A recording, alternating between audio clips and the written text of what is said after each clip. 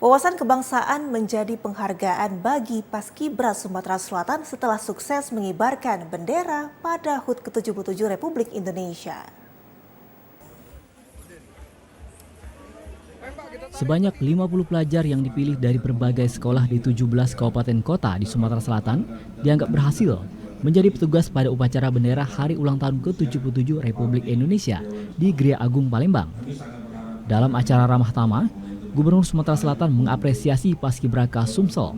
Sementara itu, Kepala Dinas Pemuda dan Olahraga Sumatera Selatan, Rudi Irawan, ke-50 anggota Paskibraka ini akan mendapatkan wawasan kebangsaan pada bulan November nanti. Di Paskib yang sudah menunaikan tugas kemarin dan sekarang sudah menjadi Purna Paskibraka 2022, itu akan kita ajak mengikuti program wawasan kebangsaan. Apakah nanti kita melihat ke beberapa universitas negeri ataupun gitu nanti ke sekolah-sekolah kedinasan yang lain, itu yang akan kita bawa mereka di bulan-bulan depan ini. Salah seorang anggota Paskibraka, Syafitri, mengatakan dirinya merasa bangga dan senang karena dapat menjadi bagian dari pengibaran bendera pada Hari Ulang Tahun ke-77 Republik Indonesia di tingkat Provinsi Sumatera Selatan.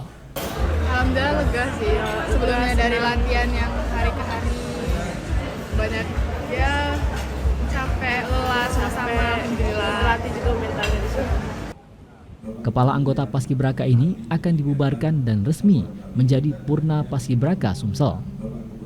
Dika Saputra, TVRI Sumatera Selatan melaporkan.